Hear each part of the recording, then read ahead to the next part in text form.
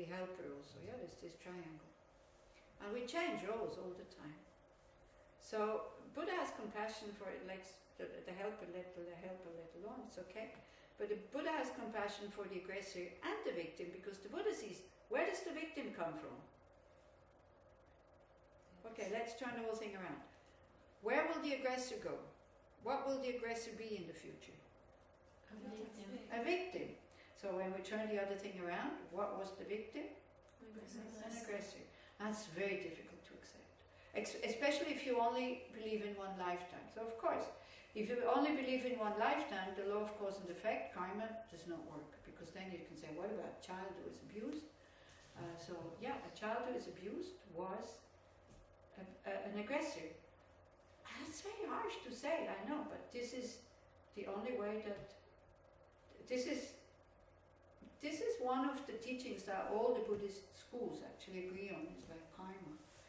That whatever happens to us, we have created it. That not we, not me as I, a woman born in Switzerland, in this life.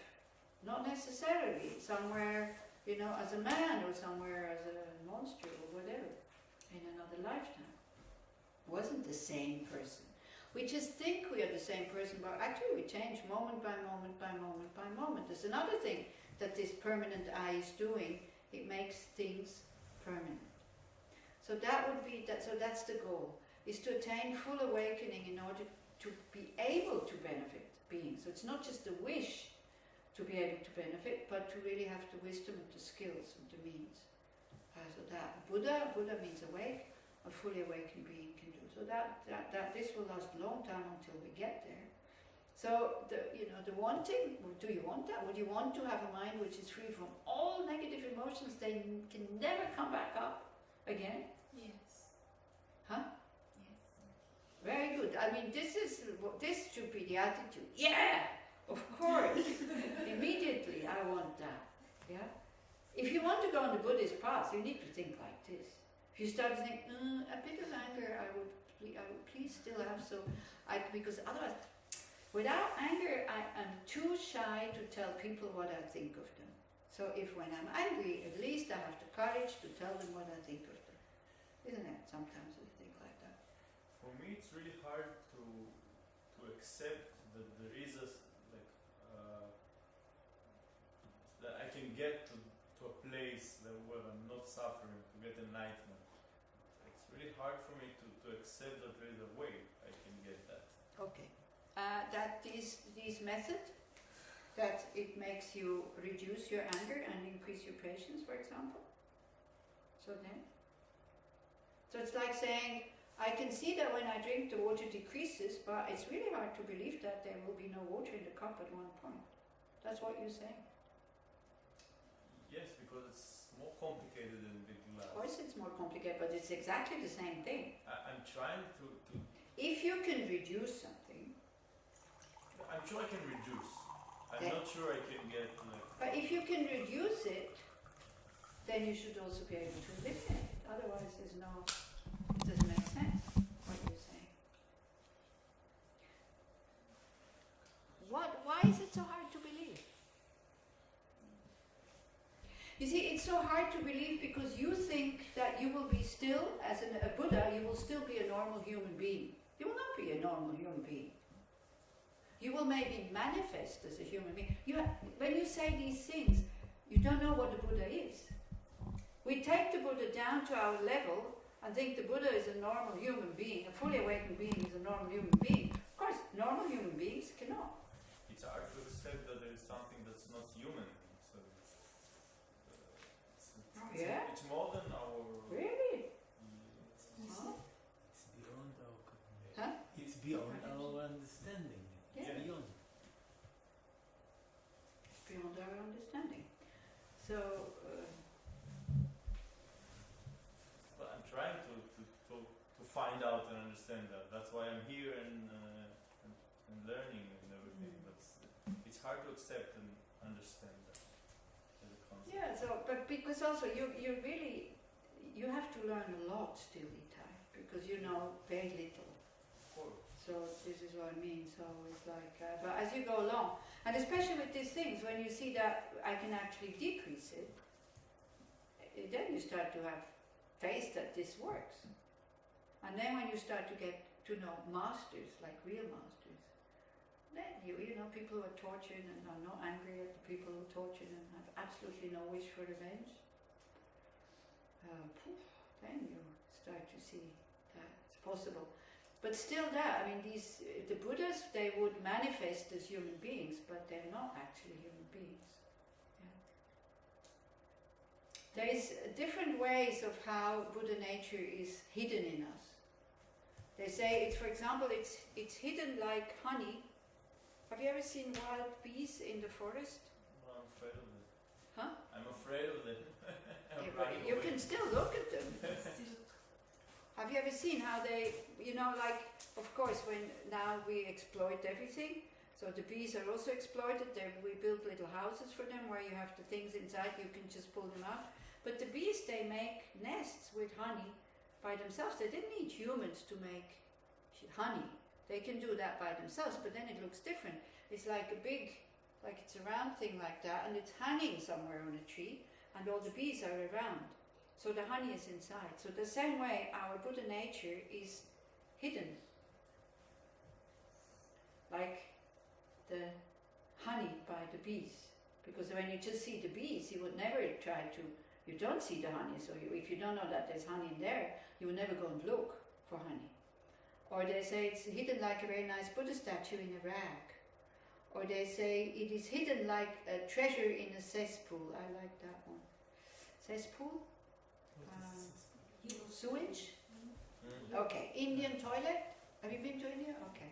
These toilets, and then the flushing doesn't work. So you still see what the other person has put in there. Okay, so imagine you have your wallet with your Visa card in your jeans pocket. You pull down your pants and you hear plop. What would you do? Cry. You would cry. You would immediately with your hand plunge into that dirty water. You say no? I would cancel my visa. Huh? I would cancel my visa. But everything is in that wallet. All the phone, everything. The phone is already broke. Not the phone, it's the wallet. The phone, yeah, but even for your phone you would probably reach in and try to save it, although you know that it's broken, isn't it? Huh? Completely. Pull it down. Definitely, I mean. I think so. Try it out.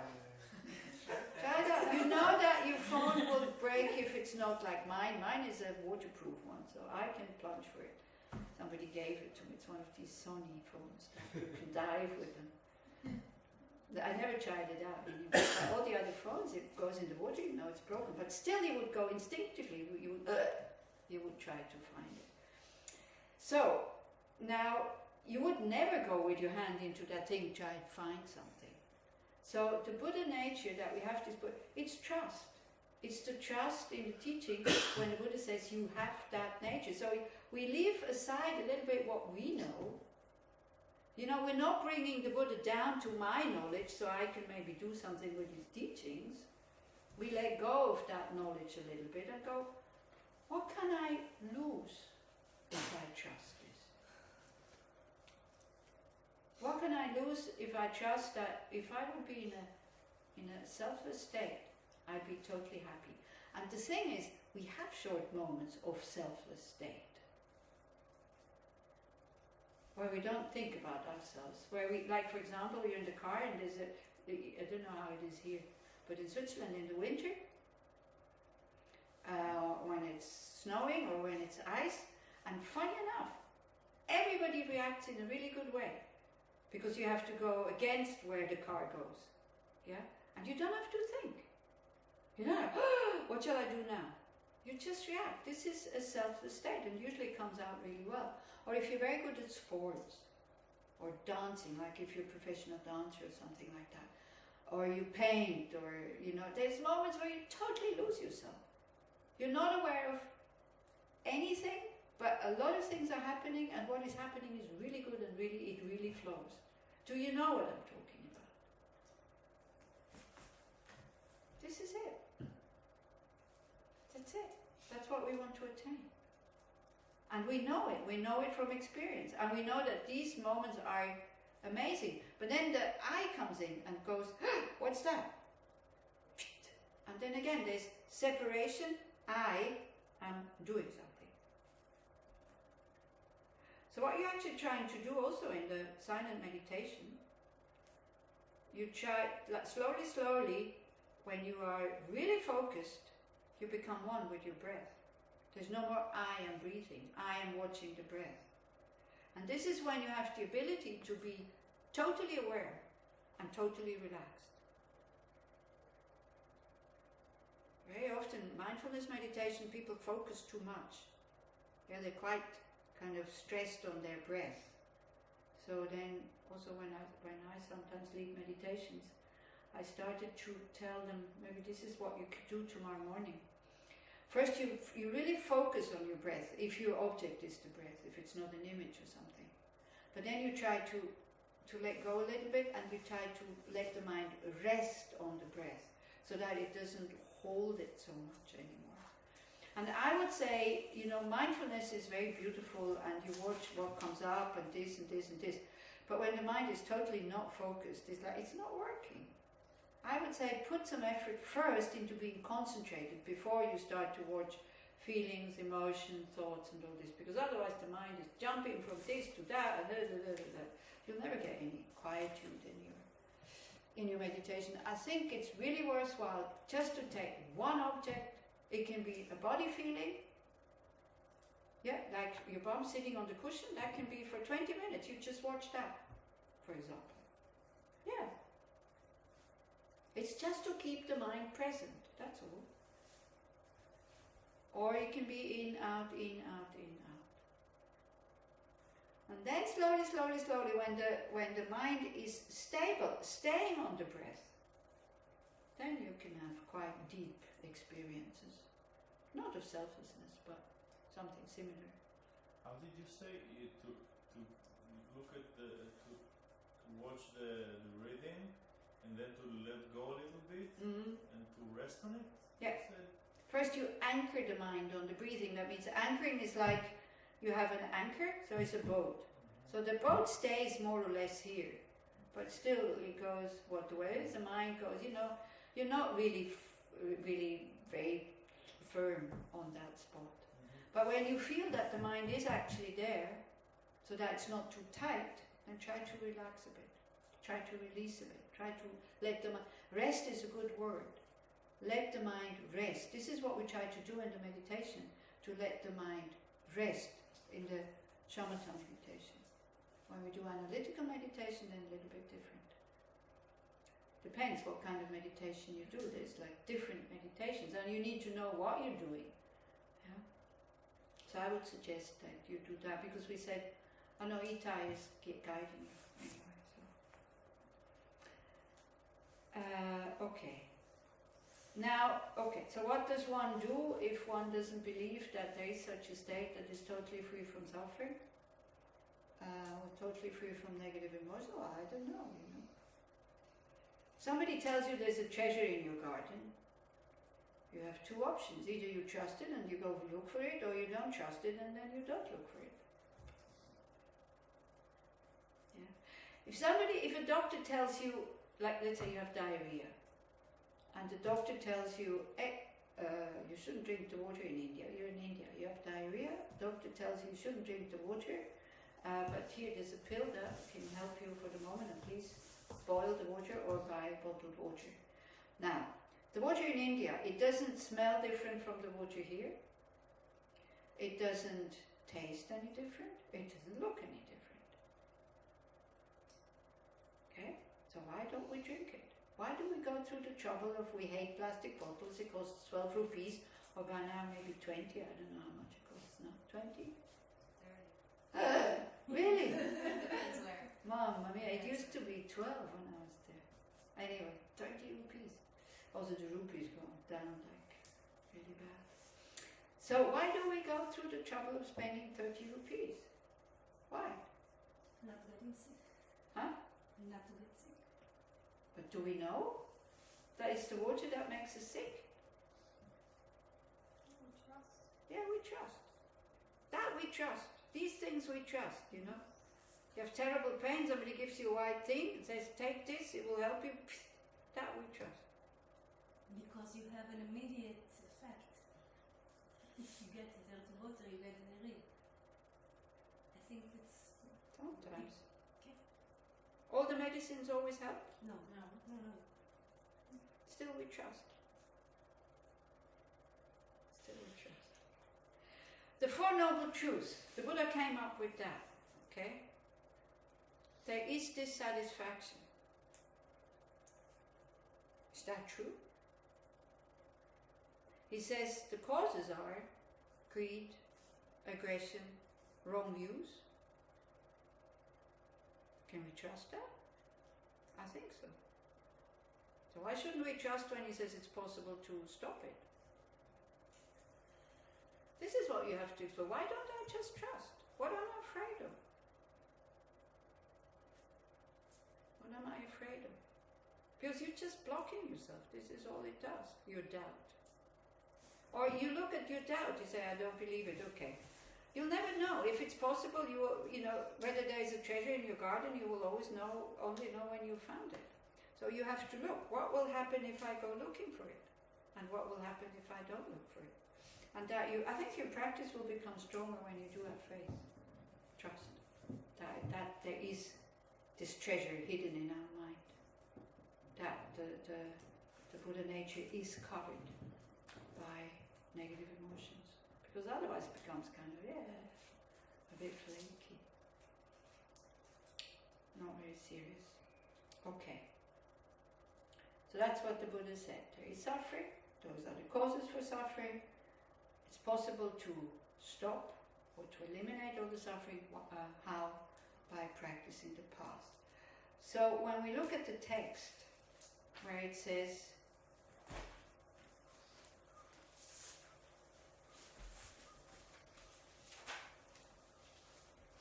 homage to great compassion, the essence of this nectar of secret instruction is transmitted from the master from Sumatra. Yeah, this was like, Sumatra is Atisha's teacher, Dharmakirti, and Atisha then brought it to Tibet. You should understand the significance of this instruction as like a diamond. Like a diamond, even the smallest splinter of a diamond is still very, very precious. The sun who dispels the darkness and makes things ripen, and the medicinal tree. A medicinal tree means everything that is from this tree is medicine. The roots, the bark, the leaves, the wood, the juice that you take out of the leaves, and so forth. The time of 50 generations will then be transformed into the path to the fully awakened state. Okay, so this is just what Chekava says. So he said, he really encourages us. He says, you should understand this is something very, very precious. The actual instruction for guiding the disciple is given in 7 points. So the 7 points are the preparation. This is what we did last time. That's the first point. The second point is the actual method. So it's all about bodhicitta. The actual method is how to develop bodhicitta. Now, what is bodhicitta? And this, I will not give you the answer. It has to come from one of you, not Doron and not Tipi and not Itik. The others. What is bodhicitta? As a person. Okay, Itai. Bodhicitta is the part inside you that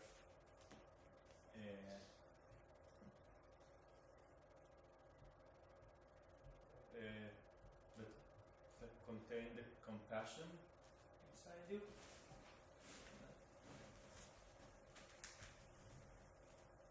Anybody else? It's one of the paths to enlightenment, where you wish to achieve enlightenment for yourself and for all sentient beings, and then you dedicate yourself and everything that you do for. It's a wish, okay? A motivation.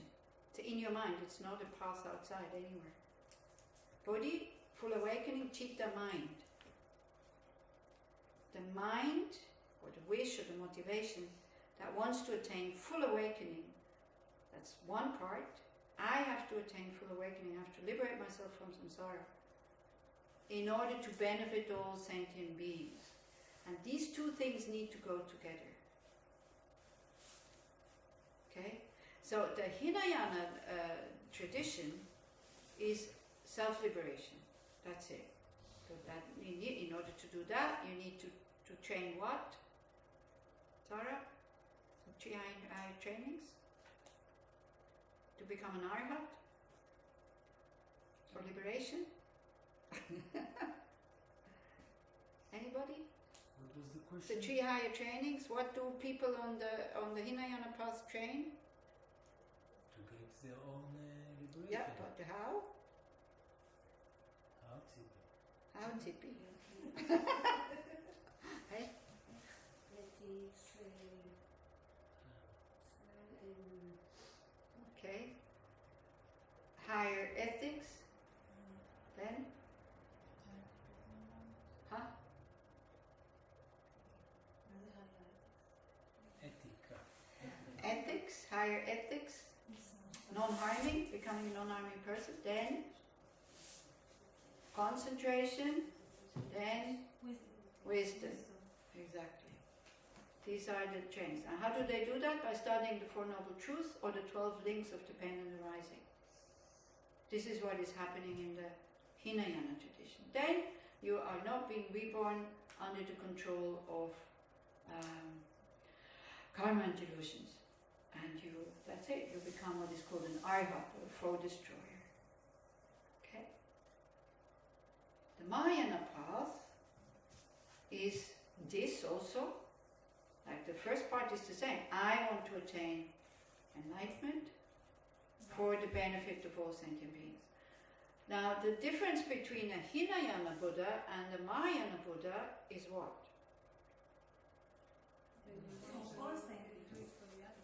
Huh?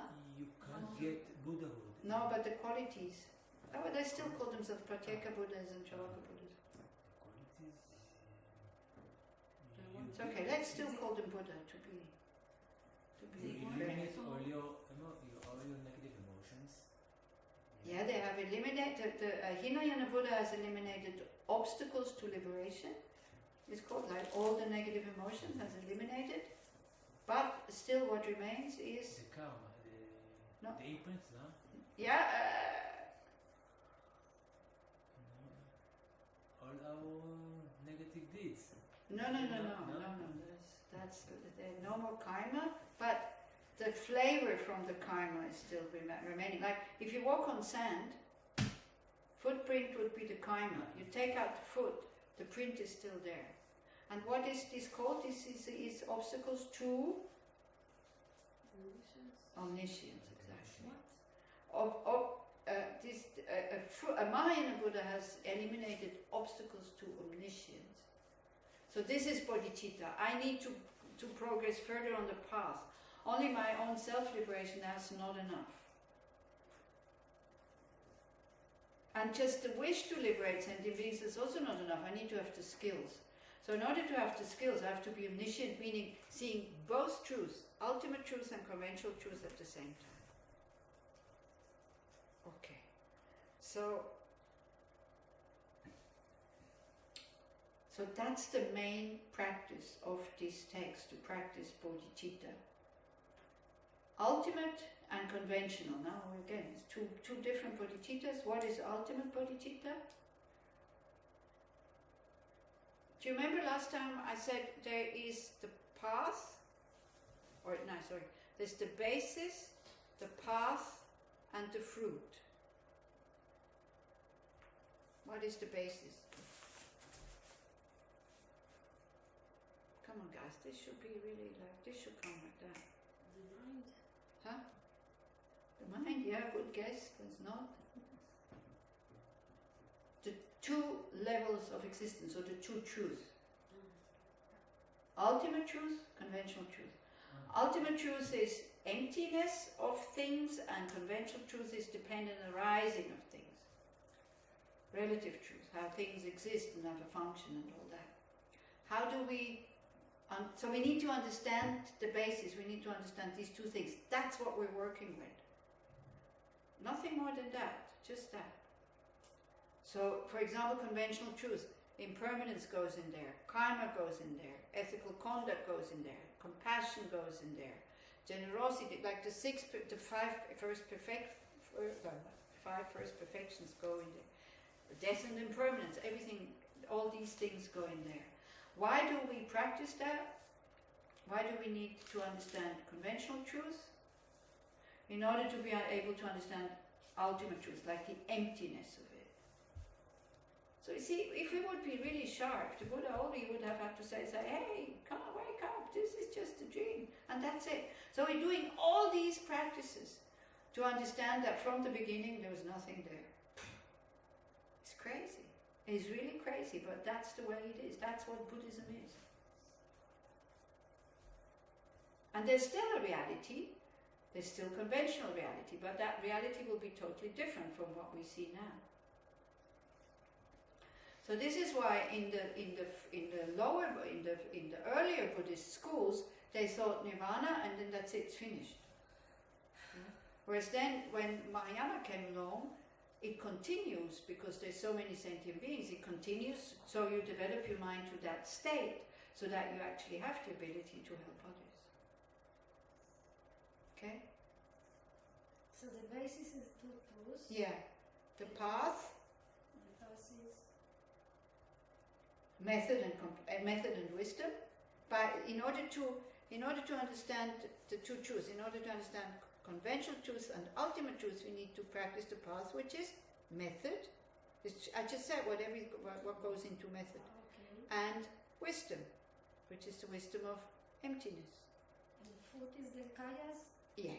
And the two truths is the two Buddha bodies, the mind of a Buddha and the body of a Buddha. The form body and the mind body kind of thing. So this is what we're doing. So that's the second point. So we did the first and the second point last time. Do you remember that? That's all. Okay. We did point number 1 and point number 2. Anybody remembers what went into point number 1? So here it only says explaining the preliminaries as a basis for the practice. As a basis for bodhicitta, what do you need? Compassion. Not to understand that You're just guessing. your creations. Huh? To understand that you're like creation, the past, and basically. Yeah. And you want to get. Yeah, it's not exactly that. That is other preliminaries. There's a few preliminaries. These are preliminaries to start the path. Here they ask for the preliminaries to develop bodhicitta. Oh. Something like just to want it, to something like that. No? Yeah, but we went through very, very, very, very specific steps there. Want not to suffer. Yeah, it's also a good guess. You're just guessing. Nobody remembers? What are the preliminaries in order to develop bodhicitta? Think about the long rim. Think about the two lower scopes. Huh? Clearing It's negative one. karma. Sorry? Clearing of negative karma. Yeah, that's part of it, but try to start at the beginning. That's why it's called a path, because it has steps. Hey, the two lower scopes.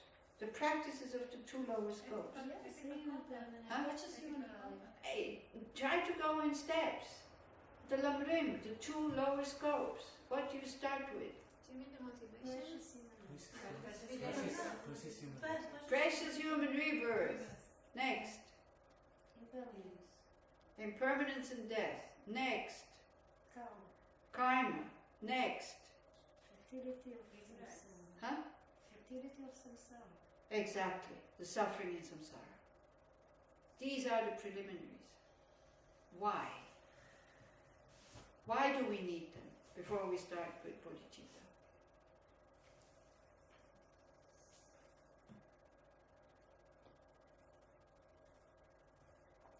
You said it. Some of you said it. There was the There was the beginning of a sentence of a wish. You need to wish to get out of samsara before you want to take everybody else out. So before you start on this journey, which everybody tells you from the beginning, it will be a long journey, it will be a lifetime thing.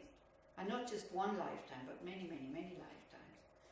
Yeah? If you really want to liberate yourself. So again, we start with the Four Noble Truths. The Buddha said, hey guys, you're suffering. No, he didn't say you're suffering. He says, this is suffering. So for example, what does he say? What's the examples that he gave us? What is suffering? Old age, Old sickness, age. death. These are four, first one of the 8. Okay? Birth, old age, sickness and death. All of this is stressful. All of this is not wanted. So first we need to know that we are sick. So this is what Sarah said. Yeah? That's to embark on the path. Then we need to know the causes, and we need to have some faith that yes, these are the causes for the suffering. We have to eliminate them. So then we have to see, do I have what I need to go on this path? And this is the teaching on the precious human rebirth. Do you remember some of these points? What is precious human? Not being healthy? Not being healthy? No. Being. Hell creature? Yeah. Healthy. No, healthy is a very, No, very... I didn't say. Healthy, not Healthy. healthy. What are the 8? not being a hell being. Yeah, exactly. Okay. Not being healthy. Not being reborn in the hells, not being reborn Spirit. as a hungry ghost. Hungry ghost. An animal. Uh-huh. Oh, There are 60. And in our Seven faculties, there's 8. functioning. Yeah. Being in the 6. being born in age when there's the Dharma teaching. Ah. Dharma teaching. Yeah, for example. These are the endowments. They're categorized into 8 freedoms and 10 endowments. Okay? This is what we'll learn in the Sukkot course then, where we'll go one by one. So for example, okay, because probably none of us, except for me, believes in hell beings, I guess. So let's put it so that we can understand. Not having a body that is filled with excruciating pain 24 hours a day. Otherwise you cannot sit, you cannot meditate. Your mind is nowhere else but wanting to get rid of the pain. Even you have to kill somebody, you will kill somebody if you want, if it can get you rid of the pain. Not being so poor that you have nothing to eat and nothing to drink. Having the basic needs present so that we don't have to just go out and work so that we can eat in the evening. Something like that. Having a mind that is not fully, only interested in pleasure. Like animals. Animals, when they have what they want, they're happy. So many people say, why do I have to practice Buddha Dharma? I just want to be an animal in my next life. I have enough to eat, I'm happy. It's like the dogs, you give them food, they're happy. For how long? How long are the dogs happy when you give them food? Until they finish the food. No, then for a while they lie down, they go to sleep, but then they come again and again and again and again. And I think the more the dogs, we have dogs with us, the more they take on our habits, because also a dog outside, I don't think they're as greedy as, if you look at wolves and hyenas, none of them is fat. They don't overeat. They take on our habits and also our, wanting to be entertained and this and that. If you look at animals in the wild, they're much more content. They're much more peaceful. Like cows, they just eat the whole day and then they lie down a little bit. Yeah. Then they lie down in Austria also. Then they lie down a little bit. In Israel. And Israel, oh yeah. I mean, if you have a wish to be a cow, make sure that you go like in Switzerland or in Austria. And even there also, the cows in Switzerland, if you look how much milk they have to give, sometimes they can hardly walk. The Indian cows, they give 3 or 4 liter milk a day. In Switzerland, 30 to 35 liters. So this, I don't know what it's called, udder, it's far too big. It's terrible. So this is what I mean. But in general, you know, it's too hot, they go into shade, and they're happy like that. So they don't have any higher wishes than just to be happy, to have their needs fulfilled, and that's it. The problem is then you can't reason with them, for example, when there's a female around who is in heat. Then the males go totally berserk. Like the dogs at Tushita, when it's finished, it's like usually March. Poor guys, they don't even eat anymore. They just behind the female, who every time they come, she sits down and she goes, ah. It's terrible to see how they suffer. And if another dog comes in, then they, you know. So that's an animal, pretty dull. Okay? So, but there's also humans who are like this. They're happy and they're not interested in spiritual development at all. So we need to be free from that. We also need to be free from having a life that is too comfortable. Because then we say, I have everything I want. I have a nice family, I have a good job, financial security, why would I practice? This is most of the Western world, people say that. Yeah? Have you ever heard somebody when you say, I go to a course, they go like, what for? You look happy. Why do you want to go for a course? Do they ever tell you that? No? Nobody tells you this? Yeah. They say, I don't need this, I'm happy. So we need to be free from that also, a life that is too good. So human life is great because it has some suffering, but not too much suffering. So this is why they say human life is the best, and on top of it we have human intelligence, which we can understand emptiness. Try to explain to your dog that we can let that other dog come in also. We have enough food for both of you. Some dogs, they allow it, some other dogs, they don't. Cats, the same thing. Anyway, something is in some dogs and cats in there. Okay, precious human rebirth. What is really important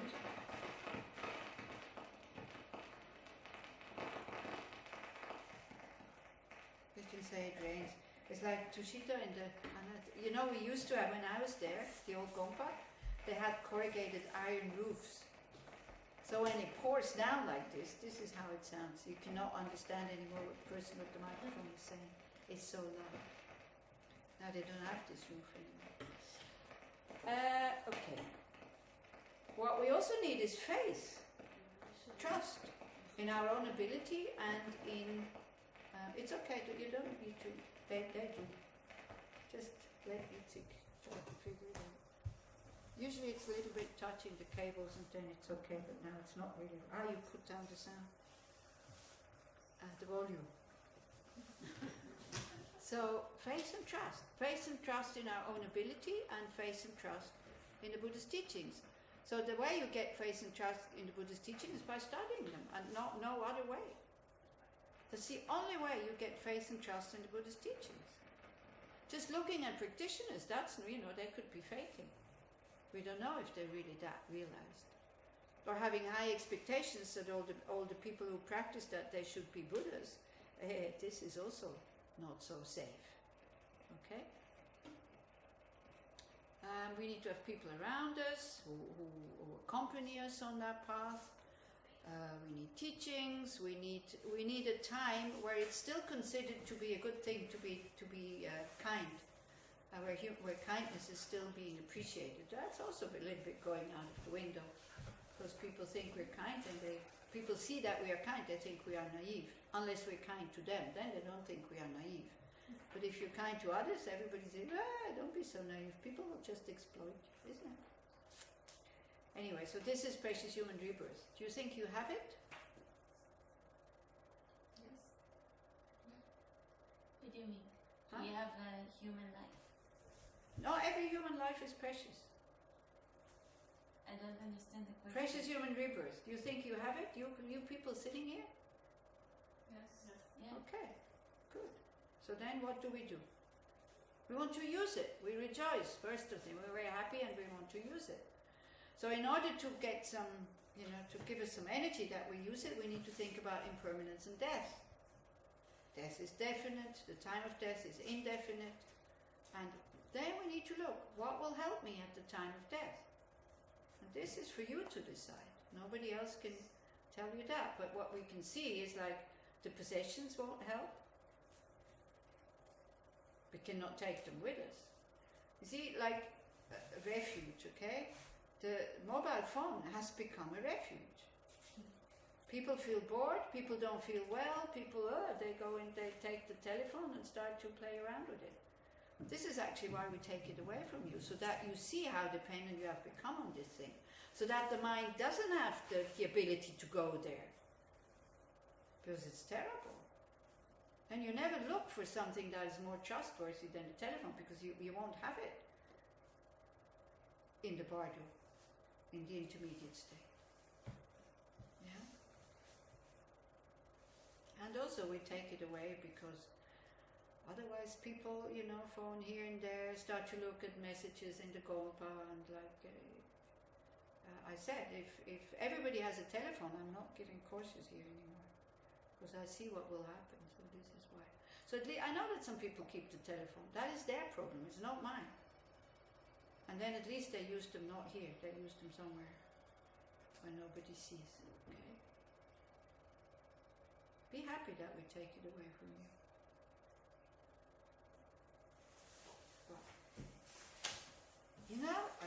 We survived without these telephones for so many years, so many centuries.